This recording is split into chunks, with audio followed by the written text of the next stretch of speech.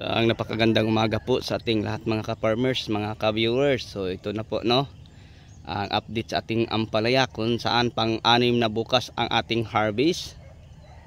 Yan.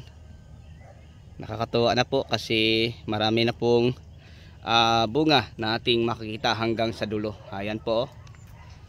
So ang variety po pala ng ating ampalaya mga ka-farmers, ito po pala ang mestiza F1 ng Swiss Seeds Company.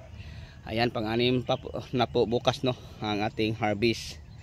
So kita natin medyo naninilaw na ang dahon sa gilid. Okay lang po basta ganito na kakapal ang itaas. Pag hindi naman mas sinaga ng araw ang gilid, yan mas maganda na ano po mga ka-farmers, maninilaw siya para pag spray po natin ng para sa dilaw, pag wala na ang dahon matuyo siya, parang mawala. So ang nutrients ay diretso na din sa itaas. So kahit ganito na kakapal ang bunga mga ka-farmers, alam nyo, share ko lang po, marami pa ding mga malilit na bunga na hindi natin na ibaba.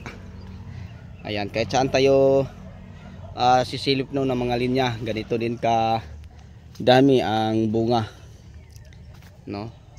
Tingnan nyo. So din banda hindi pa masyadong marami ang ano po gumagapang na mga sanga, pero sa ating likuran napakadami po. Ayan po, kahit sa daan ng gitna tingnan nyo.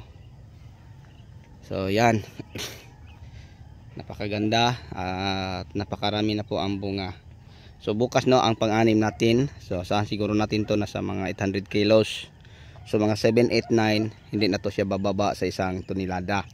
So yun lang po ang may share ko at may update ko sa aking tanim na ampalaya mga ka-farmers. So ulitin ko, ang variety po ng ating ampalaya, ito po ay ang mestiza F1 po ng Swiss Seeds Company. Ayan no, marami ng mga bunga na ating makikita. Yan hanggang dulo. Yan.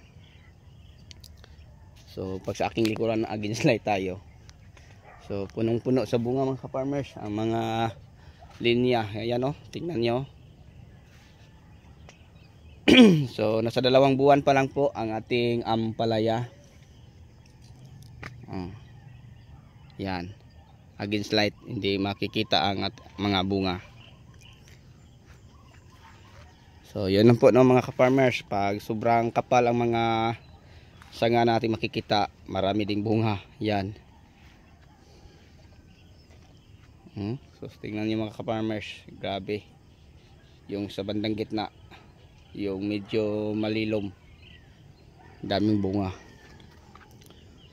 So yun po. So may mga ilan pa po itong mga bunga no na ating makikita sa gilid, mga bunga na ganyan kalaki oh, mga natagtag 6 grams. Yan oh. So bukas share ko lang, asahan natin to nasa mga 800 kilos na ang estimated ko din eh. Ayan po. So mamaya tatabasan po namin to para malinis no mga ka-farmers ang ilalim. So nasa 1,003 lang po kapuno, nasa 11 kalinya lang po ito.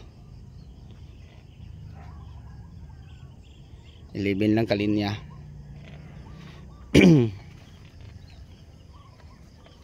Yan.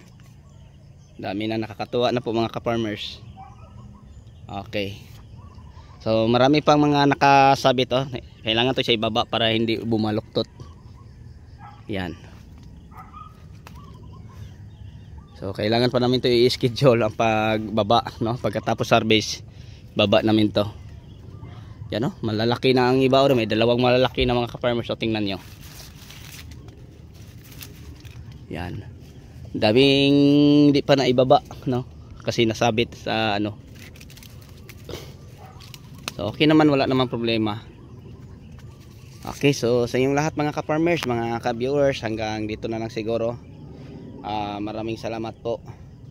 So ulitin ko, ang variety po ng ating ampalaya, ito po pala ay ang mestiza F1 po ng Swiss Seeds Company, kung saan napakarami ding mamunga. So walang pinagkaiba po sa Galaxy Max. So sa nanghingi ng update sa ating Galaxy Max ay wala na po mga ka-farmers, 15 harvest lang po tayo kasi pinupudlaan na po natin ng kamatis.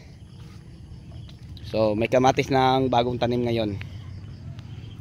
So magandang tingnan mga ka-farmers kahit saan tayo lumingon. Okay, so sa inyong lahat mga ka-farmers, mga ka-viewers, hanggang dito na lang po. Kung may mga tanong man kayo, pakilagay na lang po no, sa ating para mabigyan natin ng kasagutan. Kasi alam ko na marami pang mga baguhan at wala pang idea tungkol po sa mga ginagamit natin insecticide, fungicide, foliar at saka mga fertilizer. Kung anong ang mga magandang panahon sa pag-apply o paggamit. Okay, so yun lang po. Hanggang dito na lang. Maraming salamat po. Bye-bye.